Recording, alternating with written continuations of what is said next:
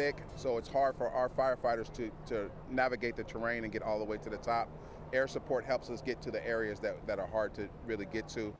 A destructive brush fire now under control tonight in the Bay Area, but not before several homes were damaged in Oakland. And all of this comes as communities across the West are facing critical fire weather. High winds and low humidity raising the risk of even more fires breaking out. Good evening, everyone. Welcome to West Coast Wrap. I'm Alex Savage. A red flag warning is in place tonight across much of California with strong offshore winds across the Bay Area down to the Central Coast and into Southern California. These conditions are going to continue through tomorrow night. A fire this afternoon in the Oakland Hills damaged as many as 10 homes and forced about 500 people to evacuate their homes. The flames here spread quickly because of gusty conditions. Nearly 100 firefighters were brought here to the scene to bring the fire under control. This 10-acre fire did lead to the closure of part of nearby Interstate 580 for a time. Oakland's mayor says this is a reminder red flag warnings need to be taken seriously. I mean, this could have been catastrophic. This is a strong reminder for our constituent. Please sign up for AC Alert. Please have a plan. When it comes to the red flag fire hazard dates, we have to always have a plan A and a plan B. And this is real serious, and this is ongoing hazard. No injuries were reported with the fire in the Oakland Hills, and the cause is being investigated tonight. Let's bring in our meteorologist from KTVU, Mark Tamayo, who has been tracking these critical fire conditions all across the West Coast throughout the day. Mark? Hi there, Alex. Yeah, we are in the peak of fire season. We do not like to see a pattern like this. So this is one forecast model showing you the northerly winds. Here it's that offshore wind in some cases. It's the dry wind that really increases the fire danger. So where we have some coverage on this map, that's where we have elevated fire danger. You can see in portions of the Bay Area out toward parts of the Sierra, approaching parts of Southern California. We'll put this into motion. This is midnight, and then into Saturday morning, we still have elevated fire danger. Look what happens, though. We do have some improvement, though, tomorrow afternoon. Now, red flag warnings are posted from Redding down toward the Bay Area, down towards Los Angeles. As we take a closer look here at the Bay Area, it's in place until 5 p.m. on Saturday, and then down in Southern California, it's in place until 6 p.m. on Saturday with all of these areas in red. As we check out the satellite, though, we have the other extreme. We actually have some rainfall moving into the Pacific Northwest out towards Seattle and also approaching the Portland area. So as you can see here, even in parts of Arizona, here's a circulation. This circulation in part kind of setting up the wind event for parts of the West Coast. So some clouds and some rain showers, especially for northern Arizona. And here we go with that rain coming on board. This is an atmospheric river that will definitely impact the Seattle forecast all weekend long.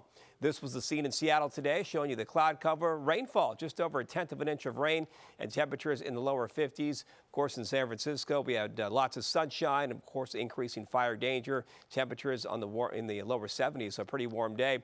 And then in the Phoenix area, take a look at this. No triple digits, no 90s, no 80s. This one observation only in the upper 70s. Here is the plan for tomorrow. The rain gets going up, starts developing up in Seattle for tomorrow and into Sunday. Sunshine for the San Francisco Bay Area. There is the chance of a shower out toward Denver, and it's sunny and mild down in Southern California. So here you can pick out the rain moving into northeastern Arizona, and then there's that rain up in Seattle. They could pick up over 1/2 inch of rainfall this weekend. And here's the plan over the next 3 days. The wet weather is focused up there in the San Francisco Bay Area. It's a warm weekend, lots of sunshine, same for Southern California.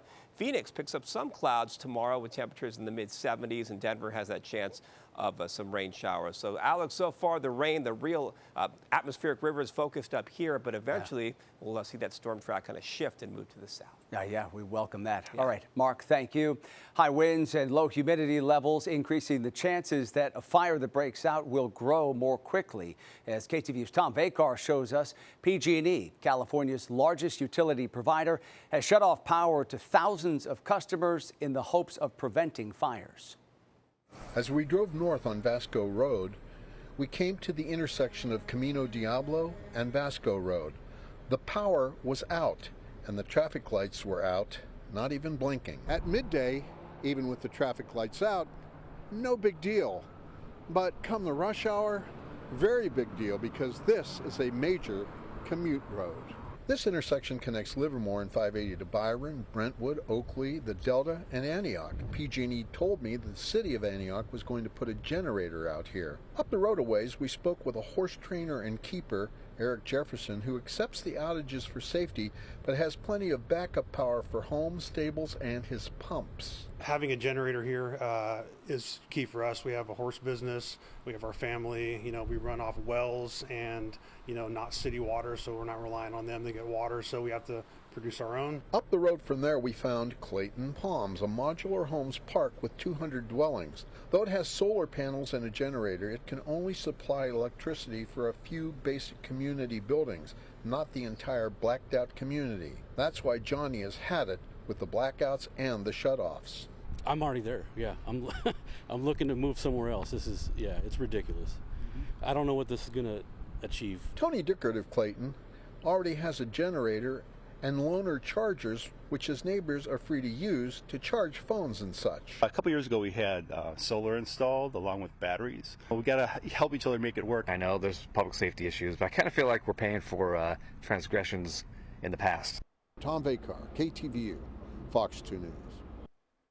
And the outages across Northern California are the biggest so far this year, and PG&E points out they're actually far smaller in terms of size and scope than when they first began this program several years ago.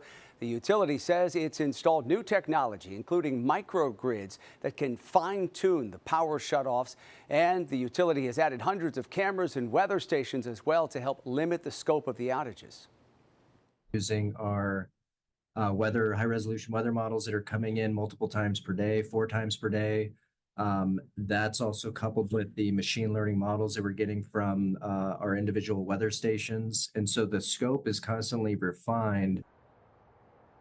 PG&E first rolled out these preemptive outages meant to prevent fires back in October of 2019. At that time, hundreds of thousands of people were affected by the outages, as opposed to the thousands of people that we are seeing this time around. In Southern California, moderate Santa Ana winds have picked up across some parts of LA and Ventura counties.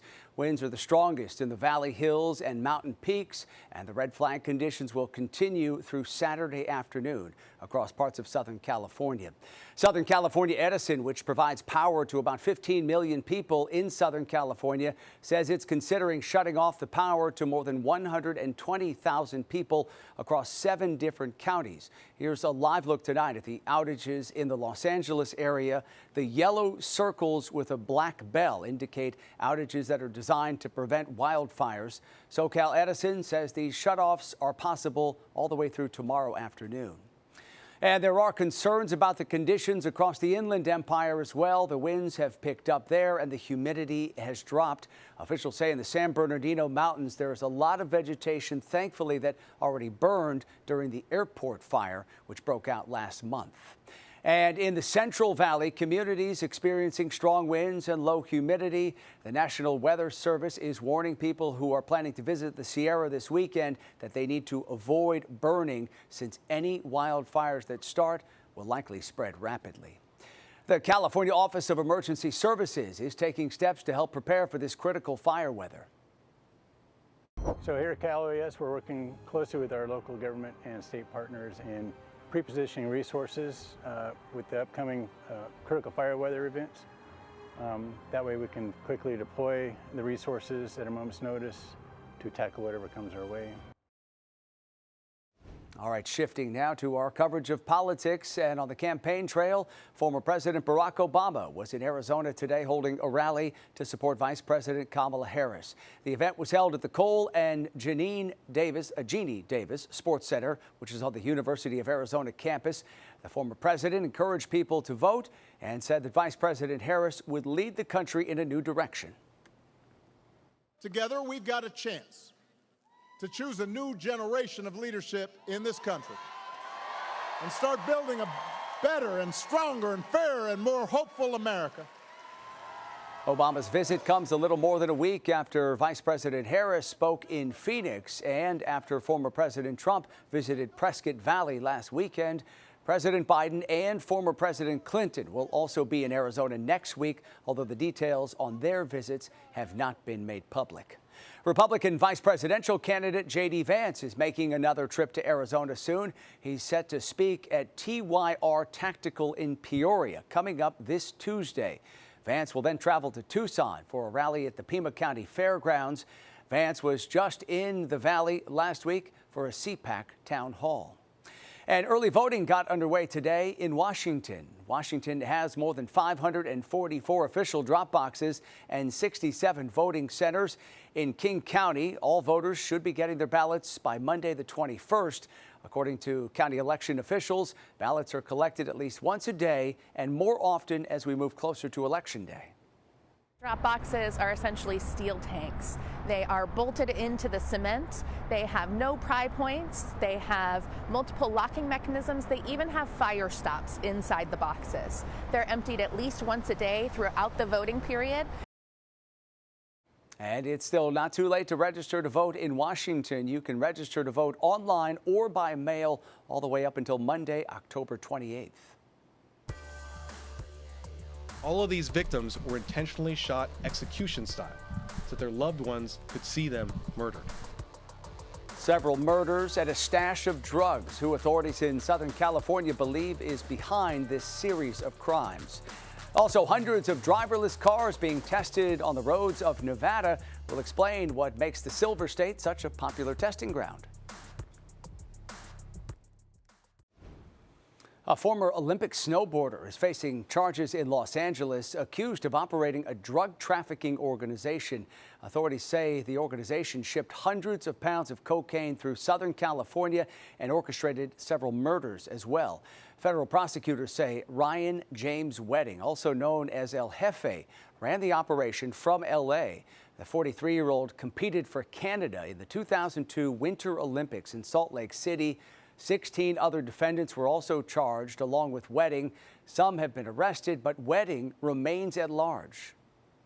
Organization led by Ryan Wedding cultivated a violent transnational drug trafficking empire, one that extended from Canada to the United States, Mexico, and Colombia. They are responsible for moving approximately 60 tons of cocaine a year into the United States and to Canada. This group is also incredibly violent. They're responsible for various murders through Canada and Latin America. And in the indictment, we hold them accountable for those murders. Prosecutors say if he's convicted, Wedding could face a mandatory minimum penalty of life in federal prison on the murder and attempted murder charges. Now to a scary situation at a school in California. At least 17 students treated for possible overdoses. This all unfolded yesterday at Walter Reed Junior High School in North Hollywood. Parents came racing to that school after being notified that a group of students may have consumed a banned substance. Authorities say there's a lesson here for students, especially with Halloween coming up. Never take anything from strangers, even when it looks good or something. Just don't take it, because you never know if it's drugs or not. Officials are still trying to determine exactly what those students ingested. Federal officials have launched a new safety review into Boeing. The FAA said today it will look into Boeing's safety process and determine if it's following regulations. The review is expected to take 3 months. The FAA has ordered special audits of Boeing to examine the safety culture at the company since that door panel blew off of a 737 MAX plane during an Alaska Airlines flight over Oregon. The FAA is sharing new data now about close calls on the runway. In the first 8 months of this year, the rate of serious runway incursions decreased by 73% compared to the same period last year. The FAA is looking into runway risks at the top 45 busiest airports in the U.S. This audit is investigating gaps in procedures and equipment to improve safety. One former air traffic controller says he believes the FAA's audit will find human error playing a role in these close calls. Controller training, controller experience, pilot training. We could point to, oh, it was his fault or it was her fault. It's probably not exactly that. It's some of all of these things. This audit is expected to be completed by early next year. Meantime, the FAA says it's working to hire more air traffic controllers. It's reached its hiring goal this year, but still needs more long-term controllers. The federal government is launching an investigation into Tesla. The National Highway Traffic Safety Administration will examine the electric car company's full self-driving system after reports of at least 4 crashes in low visibility conditions. Authorities say one such crash involved a Tesla hitting and killing a pedestrian in northern Arizona last year. This investigation will cover about 2.4 million Teslas from 2016 through 2024 model years. There is a surge in driverless cars on the roads in Nevada. There are about 450 autonomous vehicles testing right now in the state. Experts say Nevada is a hotspot for this kind of testing, and Fox 5's Molly McBride explains why. Right now, there are 12 companies testing 452 autonomous vehicles on Nevada roads. Numbers Nevada DMV Compliance Division Chief J.D. Decker expects to grow. I think Nevada is going to continue to be on the front lines for this kind of technology. Decker says one of the reasons this testing is so popular here in Nevada is because our state was one of the first to write out autonomous vehicle testing guidelines all the way back in 2011. What's required for license, what's required for testing, what the penalties are for violating. If you see at the bottom, it says civil and criminal penalties. Our state not only wrote out guidelines, but authorized future technology. They fully recognize that, hey, this technology is going to change. We need to make this relatively broad and to apply to the technology that will exist, not just the technology that exists now. Drawing companies to our state. And that's one of the things that drew us to Nevada is a very welcoming regulatory body that welcomes innovation. Zoox is one of the dozen companies testing autonomous vehicles here. Their director of fleet operations tells me they were also drawn to the area because of the road environment. On the roads that we're testing on right now, there's driving in multi-lane roads, speed limits up to 45 miles an hour. There's light rain conditions and damp road conditions. To test here, companies have to apply for a license through the DMV. Decker says right now, most of the over 450 active licenses have a potential driver in the car on standby, but some are being operated without one. It's up to the company to decide if the cars can safely operate on their own. Molly McBride, Fox 5 News, local, Las Vegas. A new high-tech crosswalk has been put in place at a Los Angeles intersection where a middle schooler lost his leg in a hit-and-run crash.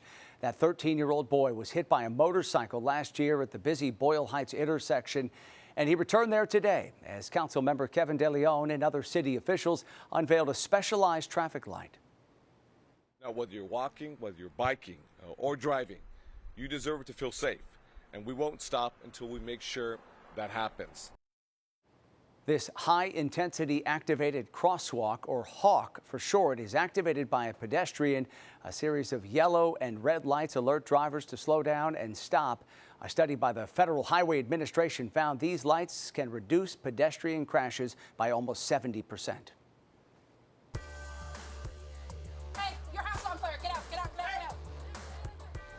It's a race against the clock. We'll show you the moments that King County deputies in Washington run inside a burning house to get everyone out. The dramatic video up next.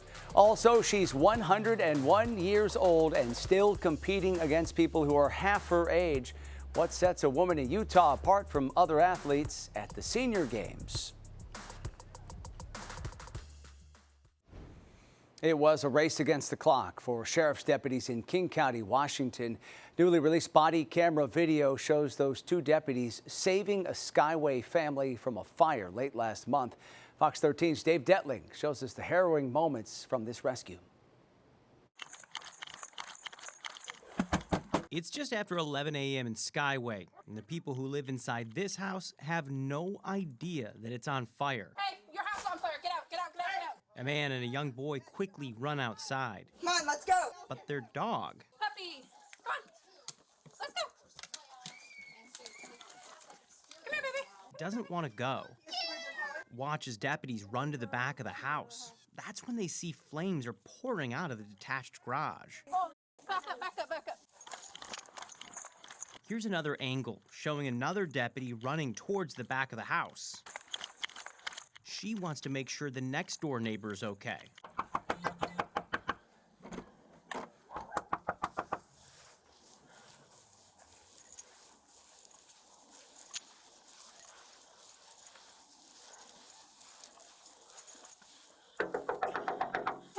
the police. This is on fire. Who else? Is there anybody else in your house? No, just my dog. Get your dog and some shoes. Oh my god. Oh my god. That's all. It's okay. We have a little into our house too. I don't know yet. I just ran and grabbed them out of there. With the neighbors and the people who live there out safely, deputies knew they had to go back for the scared dog stuck inside. And sure enough, I got it. they pulled that pup out. I got somebody for you. Oh, thank you so much. Thank you so much. He's so old. He's very excited. You want to know? You were able to go in the house? Firefighter brought him out. Is it? Oh, thank you so much. Great work by those deputies. That was Fox 13's Dave Detling reporting tonight. Investigators in Washington ruled that fire was accidental. The homeowner said they were burning cardboard boxes in a fire pit in the backyard and it was left unattended. In Hawaii, dramatic new video from the Coast Guard shows a teenager being rescued off the coast of Oahu. A kayak team was practicing Wednesday night, but they were forced to return early because of rough surf.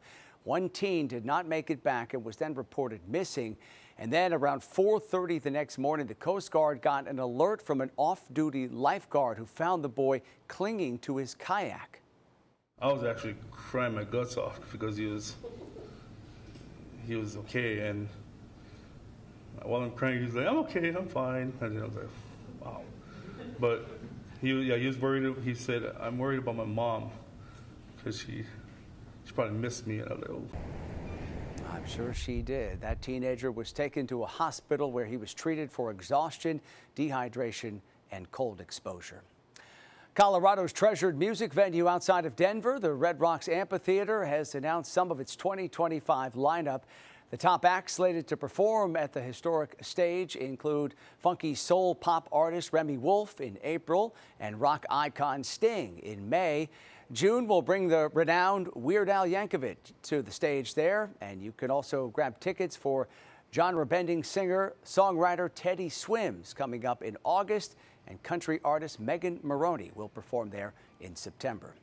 And finally tonight, a 101-year-old woman just competed in this year's Huntsville World Senior Games that happened in Utah, and she was the oldest athlete in the competition.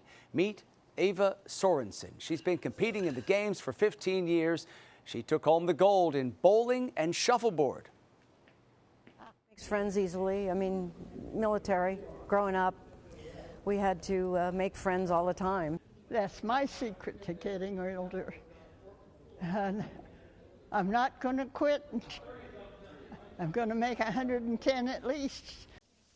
All right, at least. The World Senior Games are in their 37th year. Congratulations to all the competitors. That does it for West Coast Wrap tonight. We appreciate you watching. A quick reminder before we go, you can stay up to date on all the big stories we're covering across the West Coast at westcoastwrap.com. Have a great night.